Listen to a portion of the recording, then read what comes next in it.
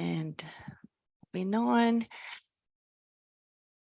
Now we can talk a little bit about the delivery results. So our program, it started 6 years ago in 2017 and has used a holistic service delivery approach to provide healthcare professionals like you to achieve professional goals and succeed.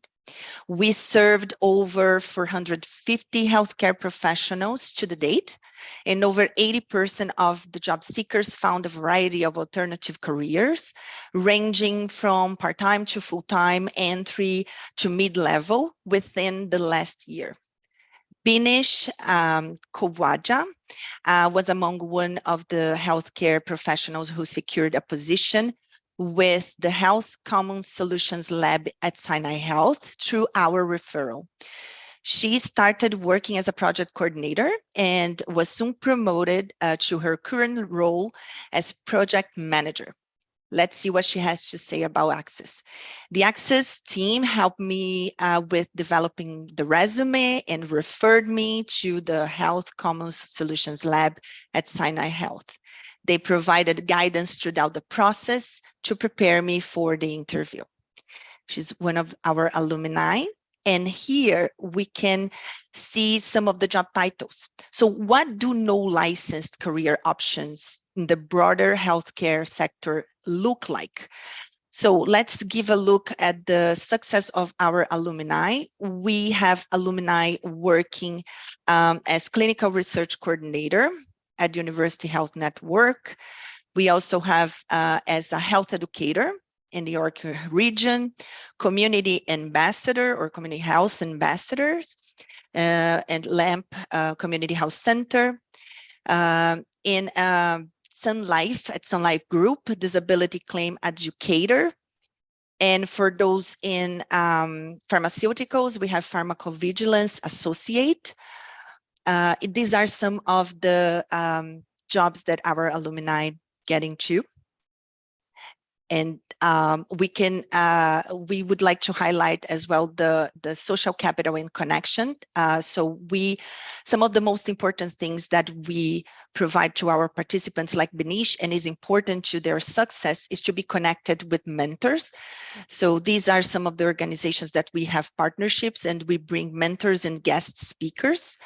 So our program builds strong relationships with organizations as Mount Sinai Hospital. They are strong support for internationally educated healthcare professionals as they recognize the values. University Health Network, for an example, they often share information with our participants about their hiring process. Apotex, we work with Apotex across the organization. Ultima Dental, for those, especially those who are in the dental field, and Access Alliance. Access Alliance is provide various like health services, including primary care, community health, and research in public health. And moving on, I would like to explore a little bit about the programs, because the benefits of the program. So here we can say, what are the benefits of participating in the program? So the benefits include acquire information necessary to transfer your skills to an alternative career option in the broader healthcare sector. Also develop Canadian workplace communication skills, receiving one-on-one employment counseling, especially regarding to job search strategies, receiving regular referrals to job openings and connections to employers through our employer liaisons, connect with mentors, as we said. They are established professionals in the selected career path, connect with employers who are recruiting and hiring from Access employment programs, and also receive trainings that enhance team-based, comprehensive, interpersonal primary care for health workforce. So these are some of the benefits of our program. And now I would like to continue exploring the components of our program in detail. So I will invite my colleague, Henny, to proceed. Henny, the floor is all yours. Thank you, Carolina. Now I'm going to take a deeper dive on how the program really looks like. So what does a holistic service delivery approach look like? First of all, participants receive short and intensive support in a 6 full-time training program. After completing those 6 weeks, we continue to support you over a period of 12 months. You will be working with our team to receive job search support and preparation, including market research and understanding more about the market and targeting your job search towards companies that really require your specific skill set. You will also continue to receive one-on-one employment support to work on your resume, develop your interview skills. We invite you as well to attend our networking and hiring events, which we have all around the year. We regularly also refer you to job openings with our employment partners if it matches with your skills. We will present your resume and application to the employer. However, you got to know that job referrals are not job placements, as we do not provide job placements. Finally, we also have continued coaching even after you get a job. So let's say you got a job, we continue supporting you to make sure you succeed at the workplace. Moving on. So the Healthcare Connections program is one program with 2 streams. Those 2 streams are the health systems as well as community health stream. Health systems is designed for internationally educated healthcare professionals with skills and expertise that can be transferred to alternative career options in the broader healthcare sector. You must be previously licensed as a healthcare professional. We focus on employment areas which are healthcare administration, pharmaceuticals, and clinical research. You will be supported by a team of highly successful, internationally educated healthcare professionals who actually know the sectors you want to get into. On the other hand, for the other stream, which is the community health stream, it is designed for internationally trained professionals with skills and expertise in non-regulated health professions who are interested in community health, public health, or nonprofit health organizations. It is open to both previously licensed healthcare professionals or allied healthcare professionals. This is delivered with content and training in partnership with Centennial College, Public Services Health and Safety Administration, as well as Lamb Community Health Center. So taking a deeper dive, what happens in those 6 weeks? So as you can see, for the 6 weeks, we start with the occupational change management module for both streams. Why do we start with that? To help you navigate through complex occupational change and to prepare you and build mental health resiliency as healthcare leaders and as newcomers to Canada or to Ontario. For both streams, you receive support through job search modules. We go over your resume and cover letter to prepare you for a Canadian-style resume. We help you with your interview skills as well.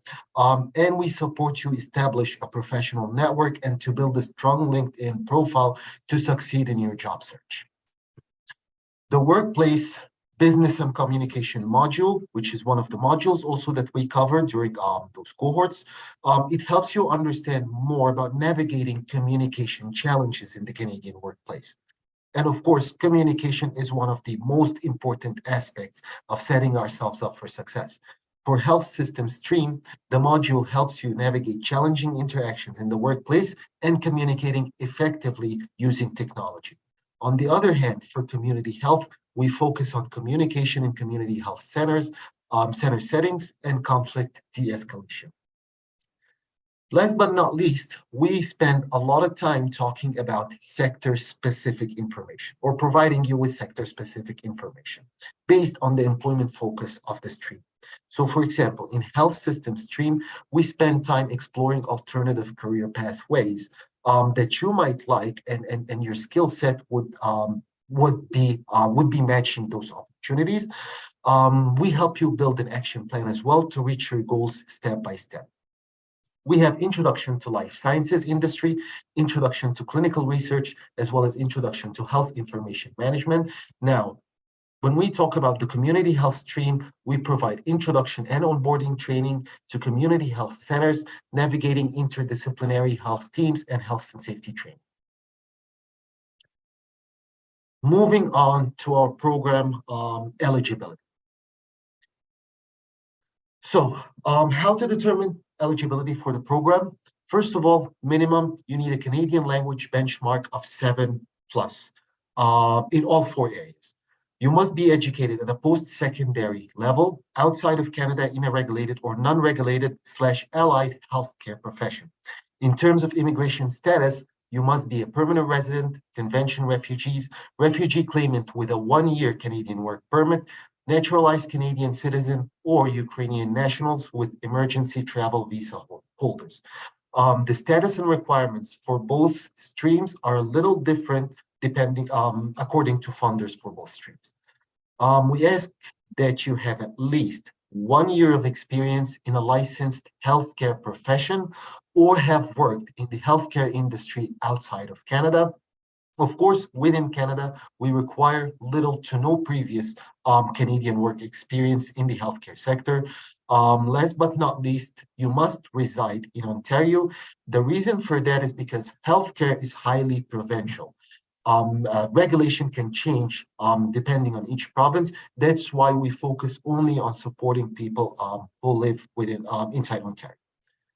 Again, based upon your educational background, immigration status, and career aspiration, we will have meetings and decide which stream would better suit your skills and career aspiration. Now, for those wondering about the program fees, again, we have 2 streams in one program. Health systems is free of charge and is funded by Immigration, Refugees, and Citizenship Canada. Community health, on the other hand, would cost $500, which would be payable to our academic partner, which is Centennial College. However, it can be at no cost if you qualify for Ontario Bridge Training Bursary, which is if you are unemployed as well as your spouse is unemployed, so that would be highly likely for you to be eligible for reimbursement. Now, briefly, let's go through program length and dates. As we mentioned before, it's a 6-week program for the cohort itself, and we have 6 cohorts every year. We have 3 for health systems, as well as 3 for community health. For health systems, we have 3 cohorts in April, September, and January. For community health, it would start July, October, and February. Now, the enrollment process for all of you wondering how to enroll.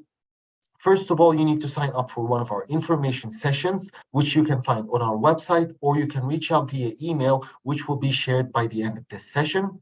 After attending the information session and understanding what documents we will need from you, you have to submit your documents to us, where we would have a meeting to decide your eligibility and walk you through the program. We might need a follow-up interview. In that case, we will reach out to you. Again, based on your status, based on the meeting and your career aspiration, we'll get to decide which stream would be more suitable for you. For contact information, here on this slide, you can see we have 2 employment consultants for the healthcare program. Ada and G1 will be helping you through your enrollment journey, and that's the email that you can use to reach out to our employment consultants. So please, if you have any questions and concerns, I would say first, head to the website, go through the program, check. If you have any questions, please reach out to us. Moving on, last but not least, this is just a brief slide on our funders. As you can see, we have Immigration, Refugees, and Citizenship Canada, Employment Ontario, and others as our funders. And we have 7 offices across the Greater Toronto area. So no matter where you are, pretty much. Carolina, if we can please move to the other slide. No matter where you are in the GTA, there's always an office nearby that will be able to support you in person or virtually. With that, our presentation is done, and I'm happy to take any questions from your end. Thank you.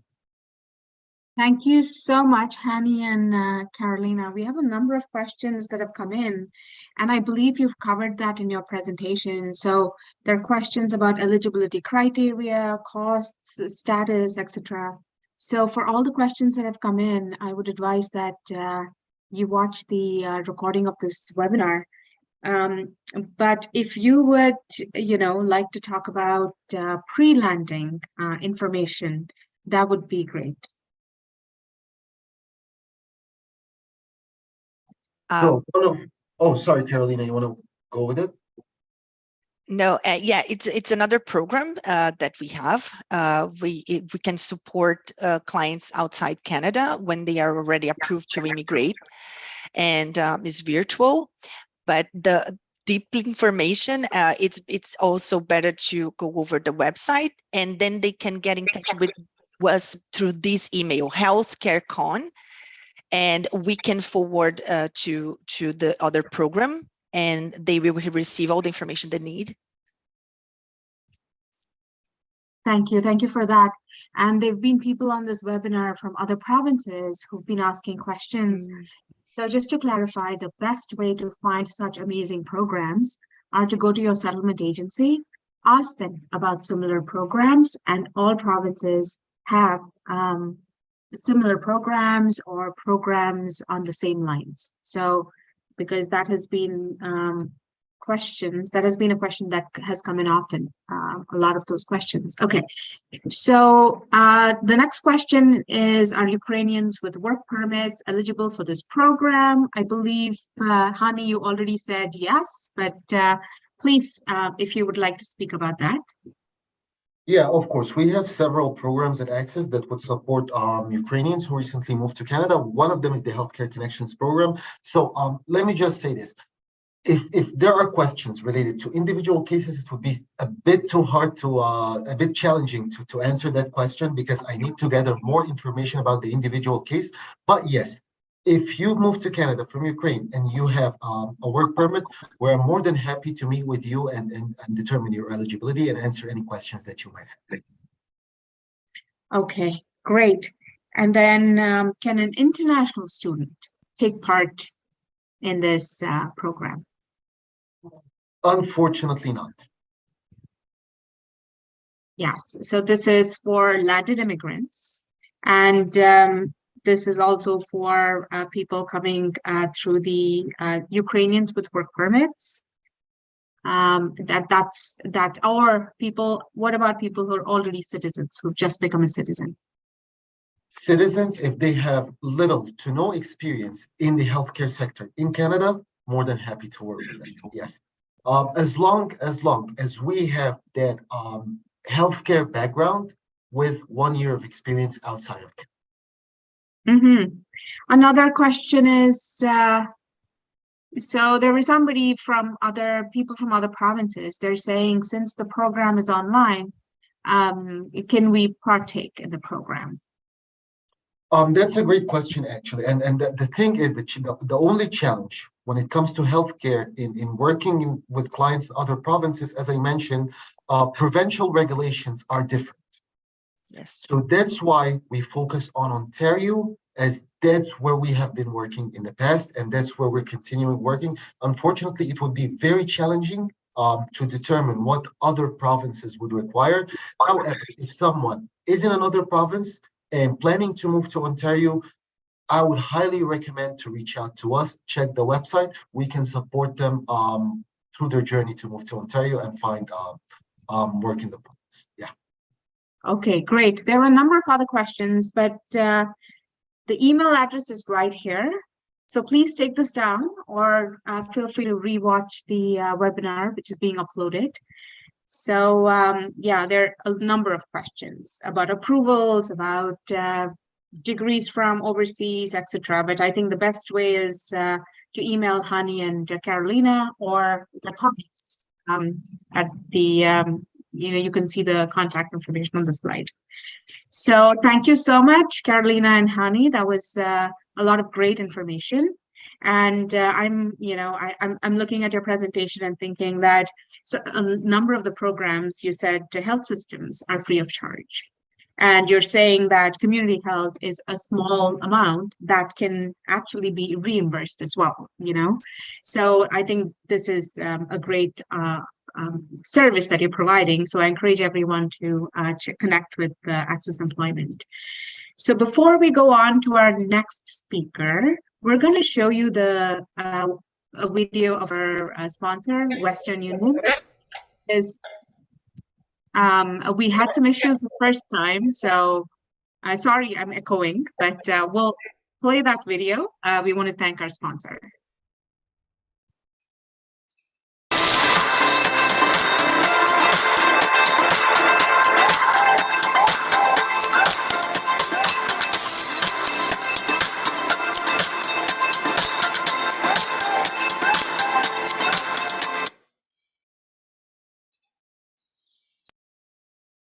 Thank you, Laura.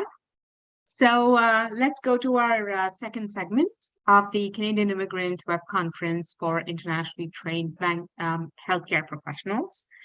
And we have Cindy Sinclair, Masood Ahmadzadazol. You're going to have to tell me how to pronounce your name. Shini Munar and Mariam Musa, who will be speaking on the health and medicine licensure process and alternative career options. So welcome, and please, the floor is yours. And attendees, if you would like to ask questions, continue typing it in the chat or in the Q&A feature. So please go ahead. Okay. Thank you very much, Ramya and Laura for guidance and getting us ready for this presentation, as well as Dr. Bajaj for inviting me to be a part of this webinar conference. I think it's an honor for me to be here and to speak after Access presenters just now. It just reinforces my experience with Access and my support for Access. And it wasn't planned. We didn't discuss this earlier, but I brought with me today two Access alumni who are joining me with this presentation. And also that's Dr. Shini Munar and Dr. Mariam Musa.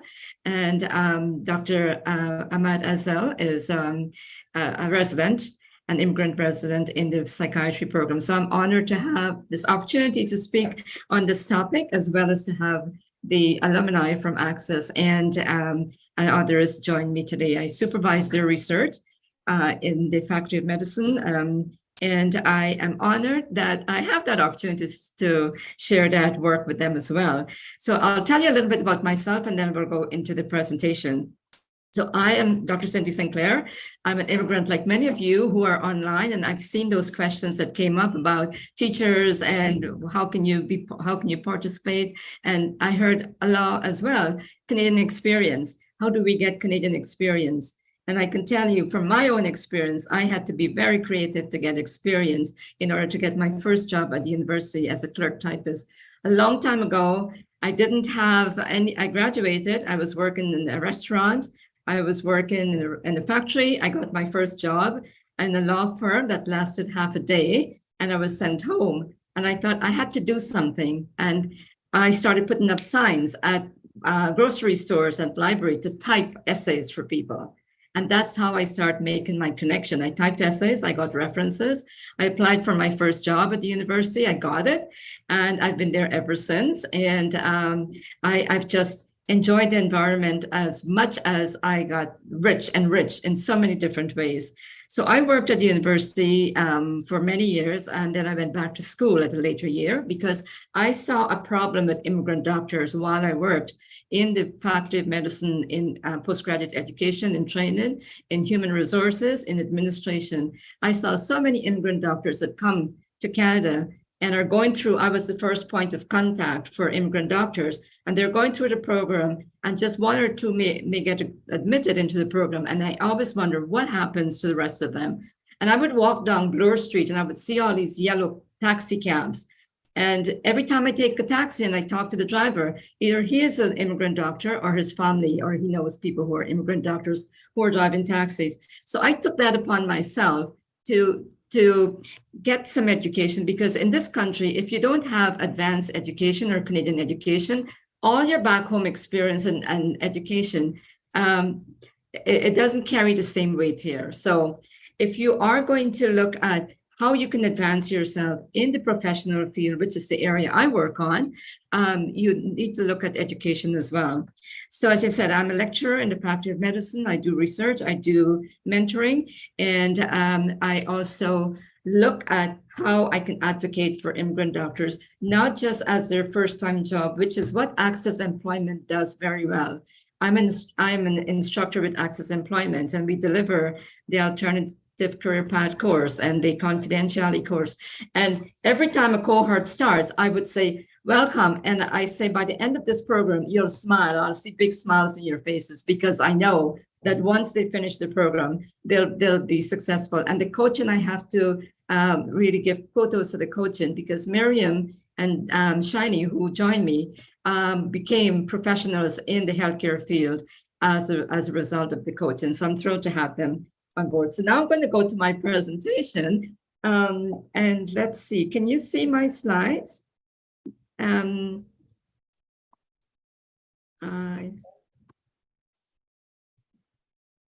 you see the slides? Yeah. Yes, we're good. We're good. Yeah. All right, great. So the title of our presentation, as mentioned, is Health and Medicine Licensure Process and Alternative Career Options. I'm going to give a brief overview of the realities of the Canadian medical profession. And then Dr. Masood and Dr. Shiny are going to talk about the licensure process and to get a license. And Dr. Musa will speak about the alternative career path, which is, so this is our objectives for today. So the reality of the Canadian healthcare system is, we all know and we've heard, and everyone outside of Canada here, how wonderful the Canadian healthcare system is, that we all have free healthcare. And the government, as mentioned earlier, the government sponsors our Canadian healthcare. Each person is eligible and is really sorry, Dr. Cindy. Yeah. Can you put it on slide mode? Oh, okay. Thanks very much, Miriam.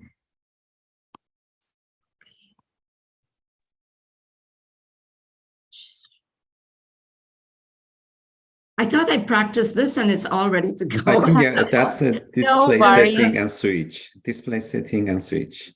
Sorry? Go to display setting and switch the... And say slideshow. Yeah, but I can't see my slideshow. Yeah, I'll see presenters mode. Oh, see all slide. Oh, that's not what I want to do. Okay, so. Let's try this one more time, and if Okay. not, we'll go ahead. So if you could go back. Yeah, okay, so. And there's an option there, display setting. If you go there. Displays. Display settings. On the top left corner of the Top screen. middle, yeah. That's display setting. After So- taskbar, after that. The other one. to the right. Yeah, that one. Yeah, if you just go and swap presenter. Slides, swap presenters. It doesn't work. You know what? I'm going to stop share. And, it's okay. We'll just go ahead with this because I don't want to take up too much time. And then if I can figure it out, I'll bring it on for your presentation, Dr. Masood and Dr. Shiny. So the reality is, as I was... Cindy, yeah. I'm sorry, if you email us the presentation, we can play it as well. So if that's something you want to do when the others are speaking, that would work. But please go ahead for now, so we're not losing on your More time. Yes. Yeah. Okay. Yes. All right. So now how do I get back to my presentation? So, yeah.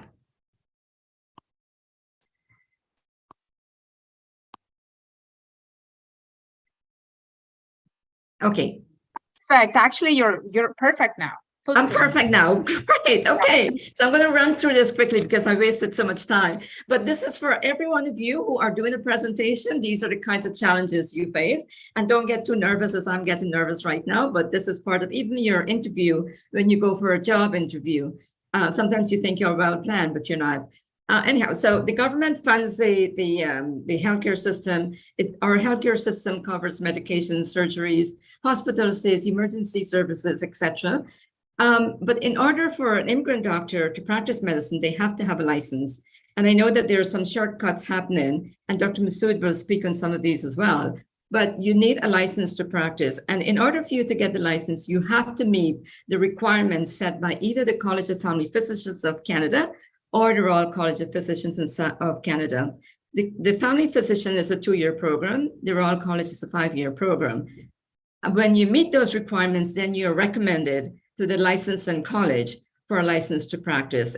In order to get that recommendation, you have to have a supervisor. So although there may be recommendations of different programs that a newcomer immigrant can go through, and they write the exams and they pass the exams, it doesn't mean that you will get direct access to a license. And as mentioned earlier, the licenses are province-wide, so a license in one province may not be the same in another province. And I just want to pinpoint that when you're looking to be a licensed physician in Canada, you'll see in the institution, they always say IMGs, which is International Medical Graduates. And those International Medical Graduates, that acronym really means anyone that earned their medical degree in an international country. So Dr. Masood, Dr. Shiny, Dr. Musa, they've all received their MD in another country, but it doesn't, when they go and apply for a residency program here, they are focused as, they're compared with other international medical graduates from the US, the UK, Australia. So for my research, I focus specifically with Immigrant, which is the I for immigrant medical doctors. And so when you see that they say they take 10 or 20% of immigrant doctors or IMGs, really it's just about 10% of immigrant doctors that get into the program, while you still have to do a return of service when you finish. And most of the Canadian medical students get access to a licensure process.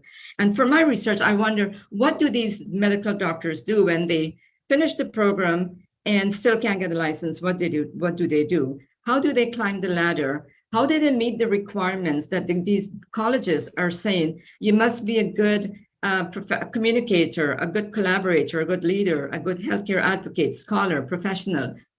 You must be a community-based physician. But how do you get these experience if you're a newcomer and nobody give you the chance, and you can't get into a residency program? That's where the idea of alternative career pathway came. And I co-developed the alternative career path program, which Miriam and Shiny took as well. But again, you come with a visa, you left everything behind home, and you came here, and there's a shortage of doctors. You're thinking, oh, there's a shortage of doctors. I can apply, I can climb the ladder, I can be big.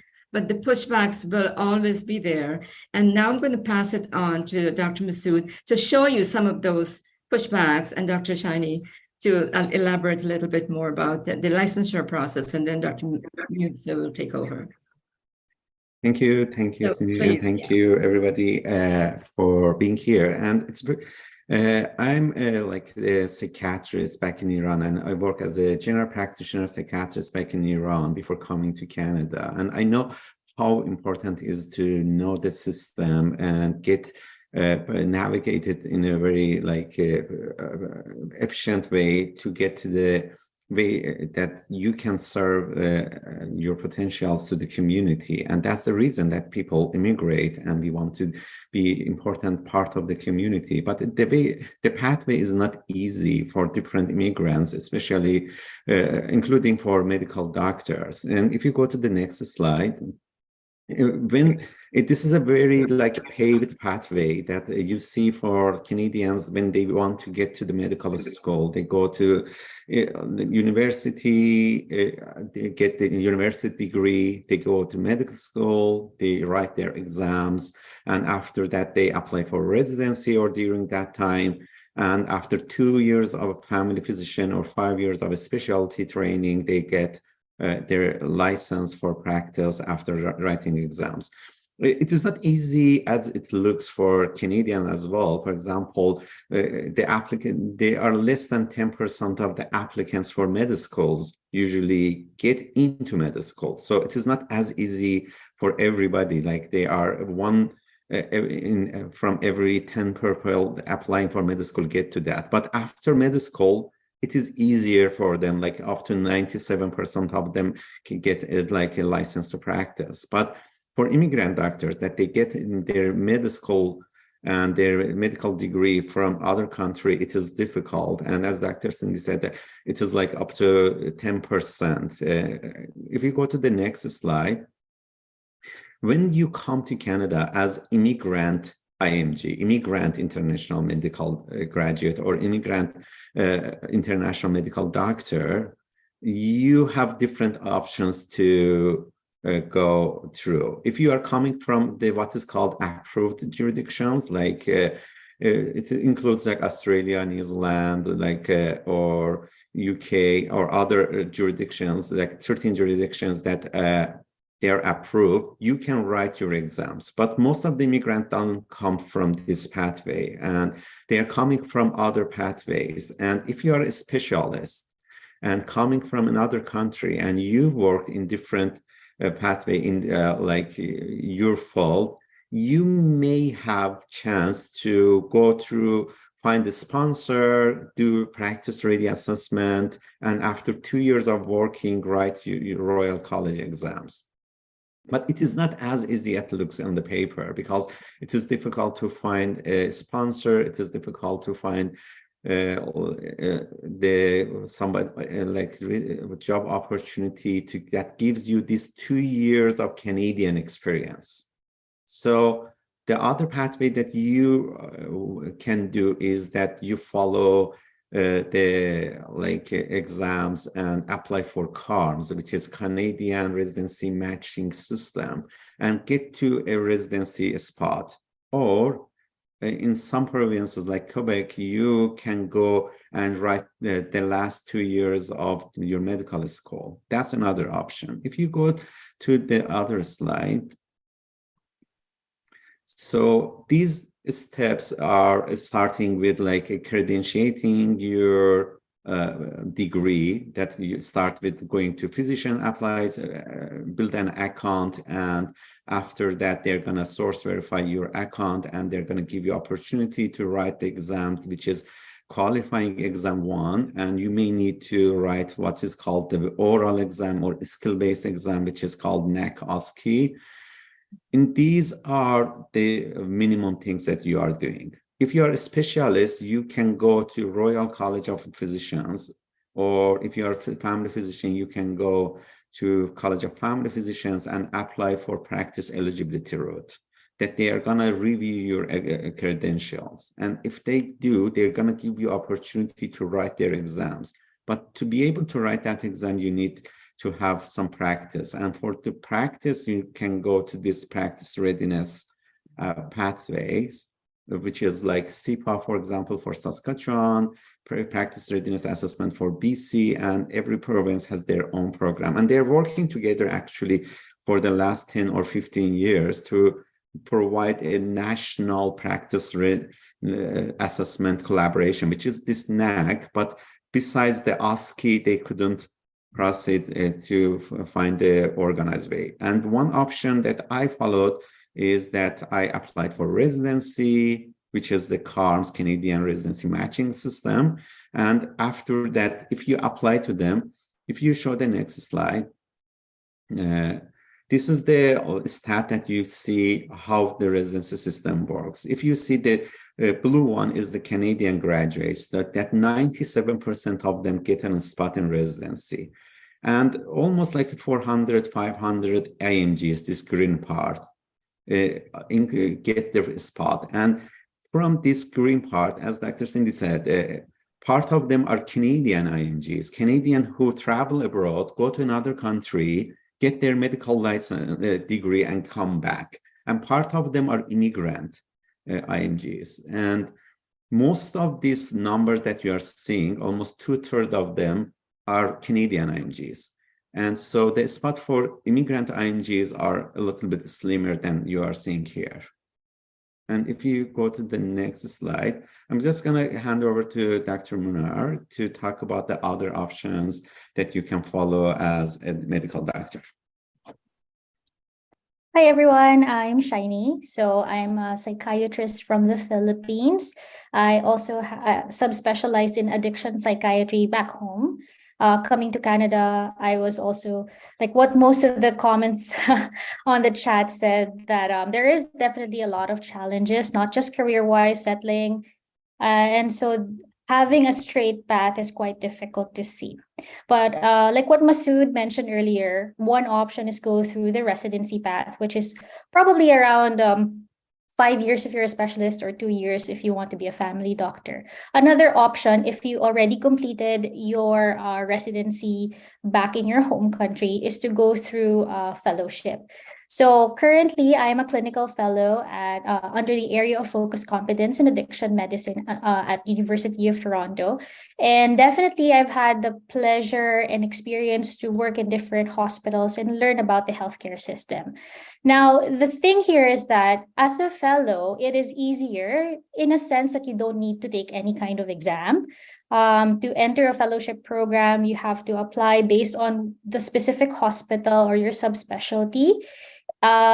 You also, again, have to take into consideration that as an IMG, you're also up against other IMGs who are graduates from UK, also Canadian IMGs, as well as visa IMG. So these are sponsored spots. So again, it's really just a matter of trying your very best to find a program that is suitable or is aligned with your career. Now, usually fellowships go, it's usually a 1 year or 2 year program, and it can be funded, meaning the actual university gives you a substantial stipend. And for others, it's supported by their home countries. And again, there's return of service. So if we go to the next slide. Yes, so for example, you did complete your fellowship, you have extra training. The question is, can you practice? So again, there's really no straight path. Masood mentioned earlier about practice-ready assessments. Yes, that is possible, but again, to find a supervisor who can do that for you. And again, with each province, they have different recommendations. They have different guidelines when it comes to this. So as far as I know, for psychiatry specifically in Ontario, there's not one specific practice-ready assessment route. And so there is really no assurance of a job offer after you finish fellowship. So but the ideal thing about fellowship is, one, you get that Canadian experience that is aligned with your training back home. Number two is to really form that strong network. And within this network is where I actually found opportunities that are available for me. So again, no specific exams, but at some point, if you do want to have an independent license, you still need to complete your QE1 and you still need to take your Royal College exams. I think that's in the next slide. Yeah, you still need to get your independent license. You still need to accomplish your Royal College exams. But here's the little caveat there. You need to have at least 3 years experience in clinical experience to be able to take the Royal College exams. And so again, fellowship may be a way to get through to that license in the future. So what do you do after fellowship? What do you do after fellowship? You can extend your fellowship. You can take another additional fellowship in a different subspecialty if you like. And after which you can try to apply for academic licensure. So you will be employed under a university, and then you can progress from assistant professor and become associate professor. And then at some point challenge the Royal College exams. So other routes through fellowship as well can be if you have a strong research background, in Toronto in particular, that might be that can give you a bit of an edge, because generally it helps your CV. And yes, so after that, after looking through these pathways, again, the end point is, if you want to practice, you still need to take the Royal College exams to have an independent license.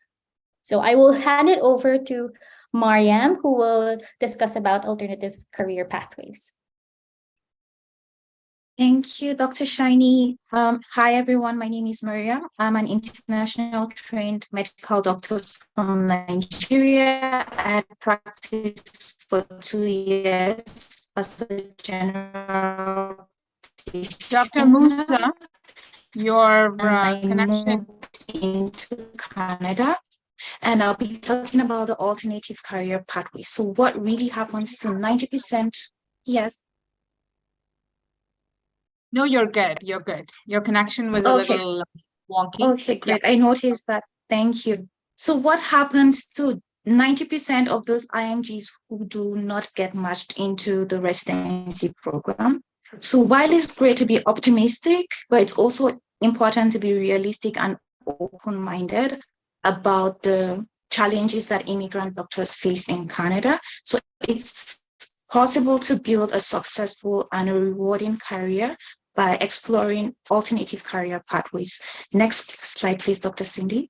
So before I moved to Canada, I was aware of these challenges and I was open to exploring other pathways, and that made me to take a master's in public health in the United Kingdom. It was an online program. And after arriving in Canada, next slide, please, Dr. Cindy. After arriving in Canada, I learned that there were lots of opportunities in the field of public health, community care, and also in social works. And when you come into a new country, it is very important that you're able to, next slide, please.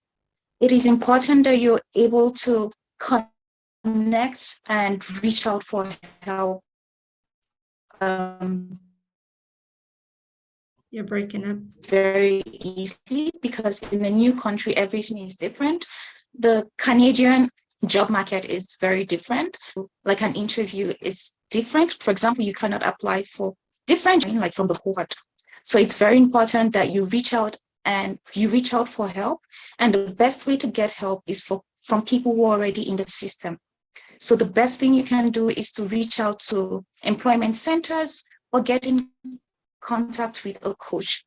So if you're getting in contact with a coach, for example, a coach will be able to help you understand better the employment landscape and help you plan your career pathway better. And with the employment services, as Access Employment had already explained, you'll get to know better how to prepare yourself for these job opportunities, and they'll also link you up with organizations that are employing. Next slide, please, Dr. Cindy. Next slide.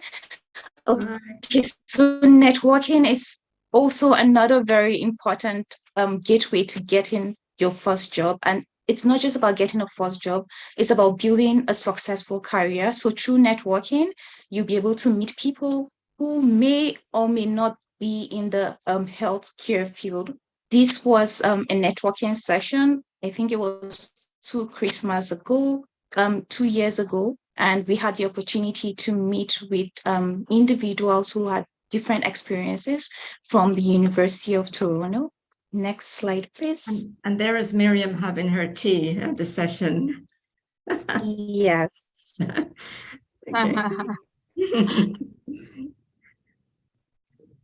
And this is the Immigrant Women Doctor Cycle. It supports immigrant women who are in healthcare. So we share our success stories and we support each other. We have monthly meetings, and it also helps to enhance networking skills.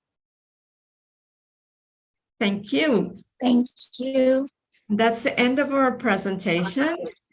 We're happy to answer questions. We'd like to leave you with some useful links that you could review at your own time. We will leave this with Canadian Immigrant to share with you, as well as our contact information if you're interested in getting in touch with us.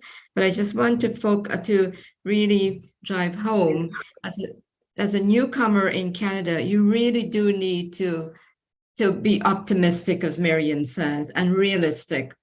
That because I worked in the profession for so many years, I've seen people try 5, 10, 6, 15 years because they think they'll be a doctor, but they didn't know of other alternative paths because, you know, they weren't thinking. So be realistic, be optimistic, reach out for help. We always say reach out for help. You need a mentor, but you don't know how to. And that's where Access comes in handy. That's where I met Miriam and Shiny, where, they give us that opportunity to coach individuals. And so for any of you out there, you're interested in being successful in Canada, follow some of these steps, and I wish you all very best and good luck in your journey.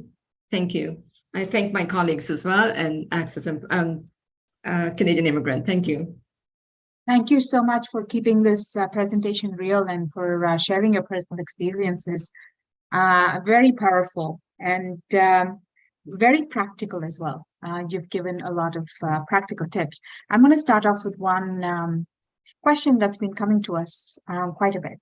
So during COVID, Canada realized that there was a need for medical professionals, and has this realization, because that's when it really struck us. So has this realization, will this impact the healthcare career regulations going forward? What do you think? What are your perspectives on this? Dr. Masood, do you want to take that? Yeah. Okay. Yeah. That's a very good question, and I think during COVID we realized that how fragile our health system is, and actually some provinces started initiatives to bring more immigrant healthcare professionals like nurses, like mental health workers, physicians to the job market, but it didn't work actually as well, because the system had lots of stakeholders, and there are lots of the conflict of interest, especially among the regulatory bodies. Like in Ontario, actually, government of Ontario has trying to impose a regulation that can bypass the College of Physicians. That also is one of the barriers in the terms of they want requirements that not every immigrant doctor can have it. Yeah, and they are introducing like physician associate or physician assistant roles mostly. This is like doing the same job with the supervision and this paid job. I think that's a good opportunity because we haven't had it in the past, but we need to push forward for the regulations for the more fair job market, and also quality-based, merit-based, qualification-based competition, and rather than like the country of origin based job market. Yeah, and I would just add to that as well that there, as Dr. Masood said, it's the regulation and the bodies that we're dealing with. Even though we needed doctors, and they've used a lot of immigrant doctors during that COVID period, they still weren't able to get a license to continue their practice because it's so regulated. At the same time, I think for that's what we're doing. We're trying to advocate for immigrant doctors, foreign immigrant doctors, to be recognized as doctors who can contribute to our diverse patient population and diverse healthcare system. So I just want to add that's something we're working on, is how can we advocate for integration of more immigrant doctors in our diverse community of healthcare and patient population. Mm-hmm. We're running out of time, but I'm going to shoot two questions really quickly. Mm-hmm. So one question is, they're saying that Manitoba no longer needs the MCCQE. So tell me, are there provinces that are easier to get your licensure, where the process is easier? Like, is there a difference? If I came here, what would you tell me as a province that would be easier? I mean, this is not an easy question, but. Dr. Shiny, want to take that? It's very difficult to answer. Again, each province will have their own set of guidelines in terms of the number of IMGs they will accept in their residency program, the number of IMGs they will accept in a fellowship program. A sure path, I would have to say, would be if you go through residency, definitely you'll get your license within 5 years or 2 years after you complete residency, right? A more arduous path would be going through clinical fellowship and just trying to find connections and ways. Like at present, I'm still trying to look for a university so I can be employed under an academic license. And so it's always up in the air, and there's always that level of uncertainty that you would feel. I've tried to apply in different provinces, and it goes back to the same number of requirements, they can take out MCCQE, but also they can ask for other licensure requirements as well. So again, it's case basis, no specific areas where you would say it's easier or not. Definitely in Ontario, more difficult. That's what I'm sure of. Yeah. So, Okay. but not impossible. So Yeah. Okay, I have one last question, and we're going to go ahead. Do you have any specific advice for finding mentors on LinkedIn or anywhere else, social media channels? Yeah. I think LinkedIn is a really good source. And I think Canadians are generally very helpful. So if you can go onto LinkedIn and sort of Google someone who is, say, maybe a gastroenterologist or a family doctor, and see if you can make that connection with them. Access Employment gives you a lot of opportunity to sort of connect with a coach because they know a lot of people.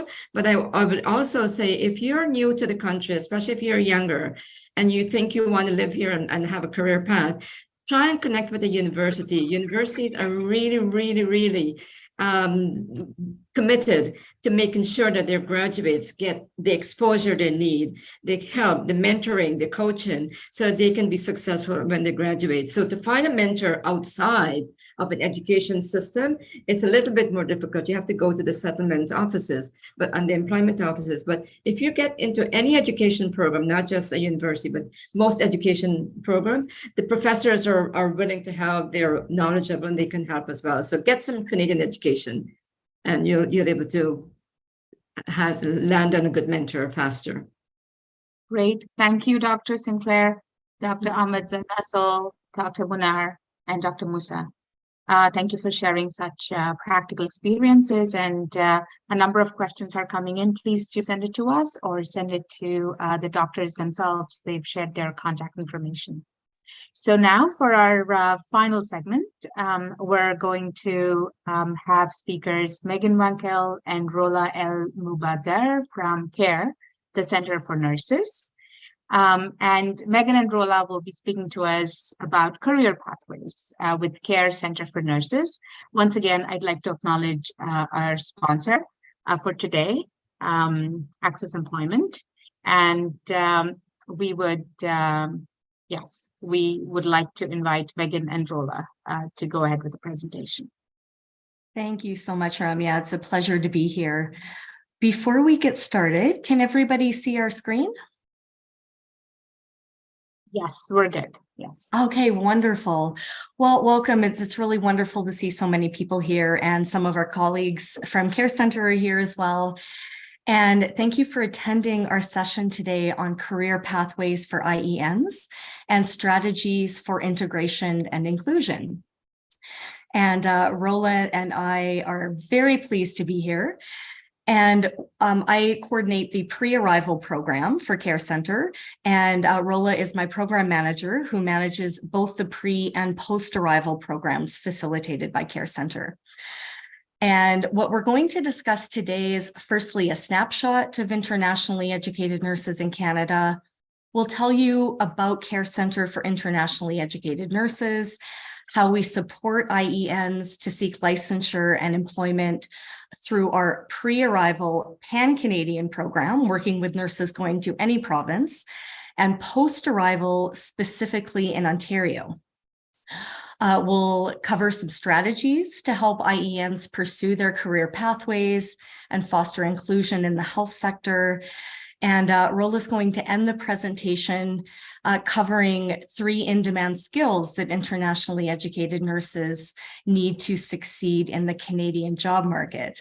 And actually, Rola's going to start us off. So go right ahead, Rola. Thank you for actually inviting me to this platform, which I found it a passion for me as an IEN myself who went through the journey back in 2010. And I got the kind of the support from Care Center. So here I am actually kind of giving back to my fellow IENs this support and trying as well to help them, whether they are in Ontario or pre-arrival, as we're going to talk about. So just to let you know, I am actually been practicing nursing for the past 24 years in different countries. from the Middle East to Canada, 3 journeys, 3 countries, back and forth. And Canada is my home now. And as a nurse, we will say once a nurse, forever a nurse. So we don't want to change our profession.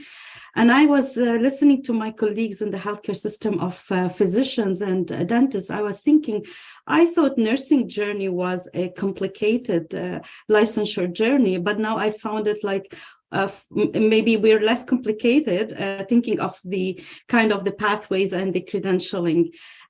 So as any healthcare professional, so nurses has to go through the assessing of their credentials and evaluation and verification. And the nursing process starts with the NNAS, which is the National Nursing Assessment Center. And this actually been the practice for the past years. Now, there are changes that happened recently, but it differs, as I can hear from everyone, for all healthcare professionals between provinces and regulatory bodies. So some regulatory bodies are still going with the NNAS, some others are going through other credentialing and verification organizations or pathways. Also at Care Center, we support nurses through their settlement as a newcomer, and this through our partnership with settlement organization and other service providers organizations in the sector. All through the journey, our goals and aims is to individualize the kind of the service plan for each IAN, because they come with different, I would say, perspectives and with different goals and vision of their future, and they're relaunching their career in Canada. So we work with them to make sure they are working in the healthcare field, whether it's a starting point in any position, because we want them to be there where their talents and skills are valued and needed. And especially after the pandemic, which revealed a lot of actually shortage in nurses globally and nationally. Sorry, I just want to mention a few things, Megan, before I move to this one quickly. So what we do is we help them in the next step, which is we have to meet their requirements with the regulatory bodies. So we have the case management model one-on-one, which support them in identifying where they are in this journey, whether they need to go for prep courses, where they have to go through a bridging program, through academic pathways, institutions to study or fill any gaps to ensure their safe practice is still valid, or they need to go through other pathways that we will be speaking in the coming slides about. And after they become registered in Canada, we still continue to support them, because we're going to talk about our membership and how it is a lifetime membership. And at any time, at any point of their career advancement, we'll be supporting IANs once they actually be our members. So you can see in the slide that we have all of these support. Thank you, Megan. So to speak a bit about what is actually kind of the recent changes from 2010, when I started actually my journey, there's been a lot of changes. There was a projection by the CNA, that the Canadian Nurse Association, that we will have actually a shortage of nurses between 60,000 and 76,000 RNs by 2022. I think the prediction is more now with the pandemic and with nurses leaving the profession because of the strain of the pandemic that put on nurses. Though there's still a demand and the recognition and recent recognition as IANs being very valuable to the healthcare system in Canada, and they can actually bring more perspective and more values and multiculturalism and more diversity for the Canadian workforce. So IANs bring refined skills, as I said, and there's a lot of highly specialized nursing settings that like critical care areas, like mental health as well. So the numbers there would actually speak to this. So with the recent changes in the regulation in Ontario, the College of Nurses of Ontario was able to register 5,125 internationally educated nurses. And that was double from 2021 and triple from 2020, which is great with all the changes they put in the modernization of the streamlining their regulation, their registration process, and ensuring that it's a fast track one rather than actually being trapped for years and years in the process. As of March 17, 2023, as well, because of introducing the supervised practice experience, or what we call the SPAP, which helps IENs, rather than going back to their home country and to do volunteering work to cover for their safe practice. The College of Nurses of Ontario find during the pandemic, with the support of CARE, being a pioneer of that, to actually launch this SPAP program and help IENs not to wait for the pandemic to actually leave us, to get their safe practice updated in Ontario through the SPAP program, and by placing them with organizations in the healthcare system like hospitals, long-term care facilities, and community nursing, in order to make those hours ranging between 168 hours up to 400. And it depends individually how this would work with each IEN experience and credentialing. Again, talking about the trends, though I have mentioned a lot about the kind of, I would say, the opportunities that lies in with changes in the regulations and the registration process, there's still actually kind of a low number of IENs in the Canadian nursing workforce. It's just 9%. And in Ontario, only 11%. And this is due to high actually statistics. So that low figure would give us actually more kind of a thought of why this. And here comes actually, I've been hearing my colleagues on this call saying like mentorship. Yes, we're going to speak more about mentorship. And I would say with mentorship, it helps to increase this number and helps more to support the inclusion and integration and transition of IENs in the workforce. It's not only about getting them registered, it's more about as well relaunching their career and advancing their career in Canada. So more statistics, I think I'm not going to go through this, but this is as well from the report from the Fair Commissioner Office, and these are all actually the kind of the numbers that I already referred to in the previous slides. So what is the reality in this situation? And I think that's the fear of any immigrant with a healthcare professional background, and especially kind of physicians, nurses, and dentists and other healthcare professionals. So it's less likely to secure employment matching their qualifications. So there's underutilization of the skills. And 37% only of those IENs are being actually recruited in Canada of IENs compared to their fellow IENs who are completed their programs in Canada. And more than 50% of the employed IENs work in jobs that requires a lower skill level than they are actually kind of been educated in their home country and gained their credentialing. So they are overqualified for those jobs. So how we can do this is through creating those networks between the employers and the IEN, and also through the mentorship program, as I mentioned. So yes, there are challenges, but I would take my executive director famous word from the Chinese culture and saying with challenges and barriers comes opportunities. So we will focus on the opportunities that will come later when we discuss further about our kind support to IENs.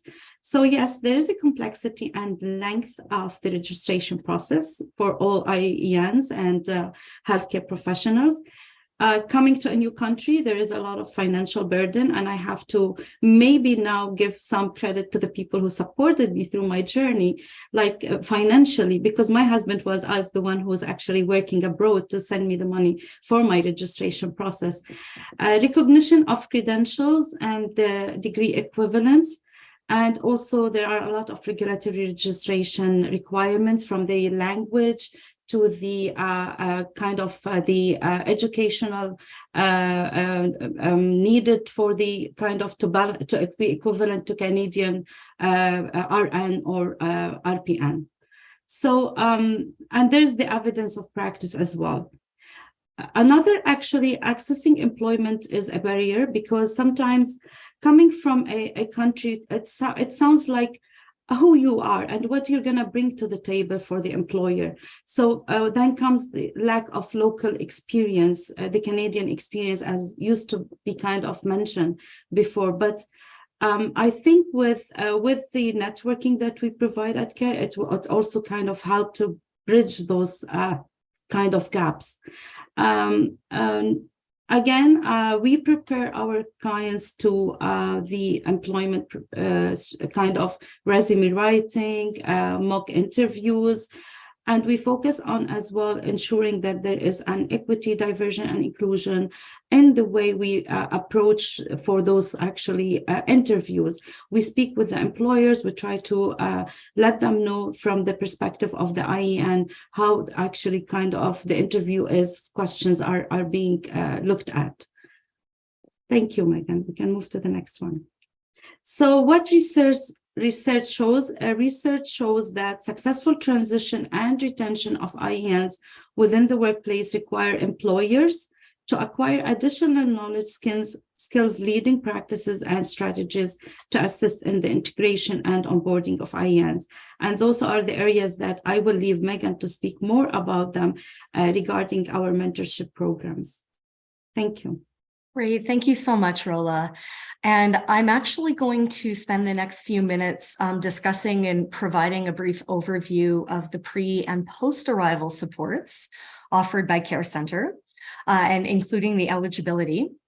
So if you are listening in and you are an internationally educated nurse planning to immigrate to Canada on a PR, permanent resident, or convention refugee status, if you're currently overseas, living and working in another country, you will want to know about our PASS program, which is federally funded by Immigration, Refugees, and Citizenship Canada. And should you meet the eligibility, it's entirely free. We have individualized case management to help you get started on the assessment process early, familiarize with nursing in Canada. And we're really just designed to help nurses get a head start. Beginning the registration process, whether that's through the National Nursing Assessment Service, which is still the case in many provinces, or for folks going to provinces where that is not required. As long as you have a certificate or graduation from nursing school or proof that you are a nurse overseas and the required immigration status, you are eligible to join us. And you can find all of the information at passfornurses.org. We have the email on this slide that goes directly into my inbox. I can provide my personal work email as well.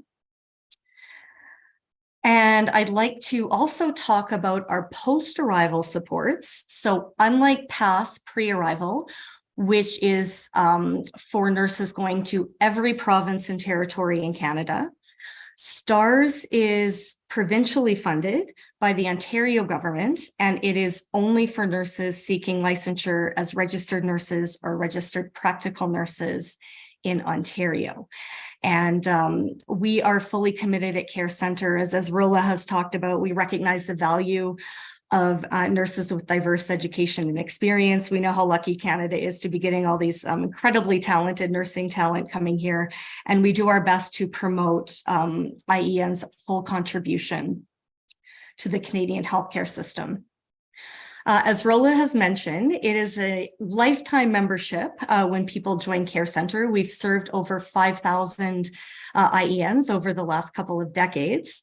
PASS has been around since 2016, when the federal government started funding pre-arrival programs. We're one of 16 pre-arrivals. And you heard from Access Employment, they're one of our other valued partners in the pre-arrival sphere. But post-arrival in Ontario, the STARS program offers a really wide array of supports. We do a lot of work around workplace communication and integration, CELBAN exam preparation courses. That is one of the English language exams accepted by the nursing regulators. We do preparation for what was previously called the INCAP, is now called the Registered Nurses Canadian Competence Assessment Program. These are additional assessments RN candidates in Ontario are sometimes asked to complete. We do practical nursing licensure exam preparation. We'll talk for a couple minutes about the great mentorship opportunities offered through STARS, which we also offer through our pre-arrival program as well through the Canadian Nurses Association. Numerous networking and professional development opportunities.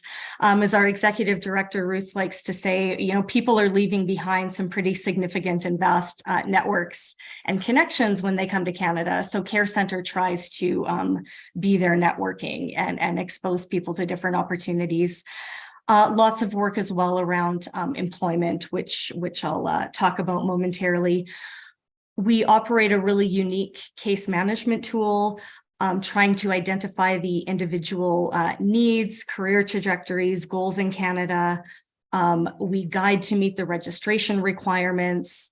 Lots of work, again, communication and language, guide academic planning if academic bridging has been mandated.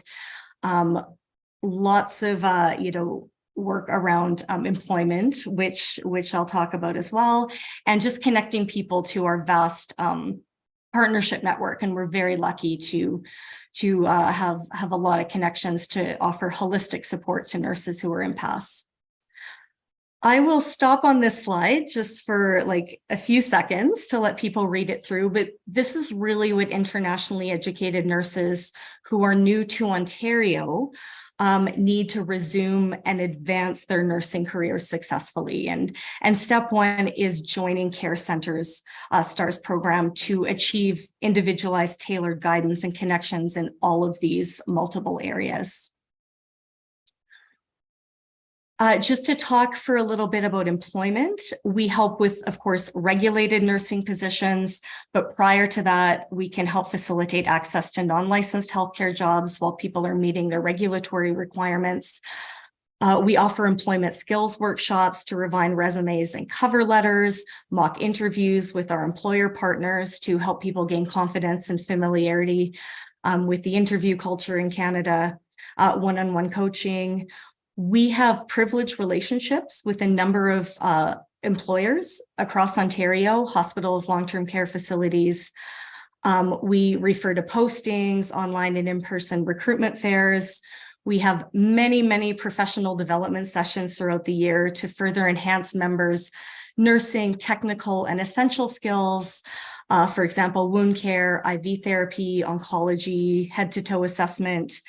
And we also offer diverse Meet the Employer webinars, where our members can connect with different employers to get a better understanding of their workplace culture and existing employment opportunities. Wonderful mentorship opportunities through observational job shadowing and virtual mentorship. And, I'm skipping ahead just to show you some of our employer partners, particularly in the observational job shadowing sphere. We partner with a variety of healthcare organizations for exposure for internationally educated nurses in different settings like acute care, long-term care, community nursing, access to nursing associations. And often the areas of interest that nurses, want to focus on are documentation, the e-documentation and intranet content, medication administration, health and physical assessment, new equipment and the use of technology, diverse nursing procedures, nursing scope of practice and the nursing role in the unit, any specialized certifications and trainings people may want to get to pursue employment in certain specialized units. And it's been great for networking, so for facility hiring procedures as well. And just to cover our eligibility criteria for the STARS program, it is similar to the PASS program. So and again, this is for internationally educated nurses post-arrival in Ontario. First of all, internationally educated nurses must have proof of a nursing education and background. or they have to have initiated an application with the National Nursing Assessment Service or received a letter of assessment from the College of Nurses of Ontario. So nurses join us at different stages. There is the immigration requirement. You have to be a permanent resident, Canadian citizen, convention refugee, or immigration status through the caregiver program. And IENs also have to do a language exam, a CLBA. We can do that in-house. And we've recently been given authorization to fortunately work with people on the QUIET, the Canada-Ukraine pathway. So very excited to report that. I know we're probably running out of time, Ramya, so I can go through this pretty quickly, but I just wanted people to see this slide just to highlight how valuable these mentorship connections, both in our pre and post-arrival programming, have been for our mentors and our clinical nurse expert mentors, pardon me, as well as our IEN mentees. And I'm going to leave it to Rola to take it up from here. But Ramya, would we have time to play a short video? Absolutely, if it's 30 seconds. Absolutely, please go for it. Oh, sorry. Pursuing a registration with the College of Nurses of Ontario. I completed virtual mentoring in the mental health unit and observational job shadowing in the clinical resource team in Trillium Health Partners. What I appreciate in virtual mentoring is the chance to converse with an expert nurse quite experienced in their field. Hearing familiar medications, nursing procedures reminded me of my passion. It is also flexible because there is no need for travel. A great option for someone who lives far and still be able to connect and access with an expert nurse. Observational job shadowing is done in person, and it was my window to reality. I love the chance to be at the unit and observe the expert nurses' day-to-day activities. The chance to interact with other nursing professionals about their varying perspective on the profession, learning about hospital protocols, and observing nursing procedures firsthand was engaging. Speaking with the expert nurses, I was able to identify the areas I'd like to study further, which is mental health and pediatrics. It also encouraged me to pursue acute care. The experience increased my desire to be part of the healthcare team in the future, and I am quite excited about that. Lastly, I would highly recommend virtual mentoring and job shadowing to all IENs, especially to the ones who are not confident or maybe hesitant about their skills, because it gives you the push and the boost of confidence. Also, it gives you the opportunity to reflect on your work experience and see which field you should pursue. Thank you and have a great conference. Hi, sorry about that, everybody. Rola was going to introduce that video, and there was actually supposed to be a video. So I don't know why that did not play, but I'm glad we at least got to hear the audio, and I will send the video to Canadian Immigrant for inclusion. So Rola, go right ahead, and I'll let you do our last couple of slides. It's self-explanatory, I think, with the time restrictions. So that's wrapping everything related to what we do at CARE and how we can support the IENs. I encourage every IEN actually to kind of start the process earlier before even arriving, if they are actually kind of permanent residents or they get the letter and they're planning to land in Canada.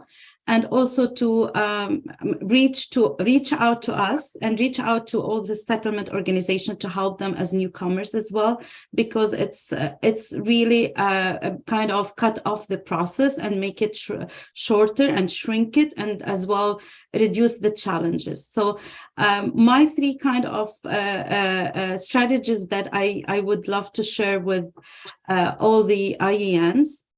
So have an open mind, because I know we come like we have our credentials, we have our degrees, and it's hard to say we want to start all over as professionals, but having an open mind, it helps us to be open to the opportunities.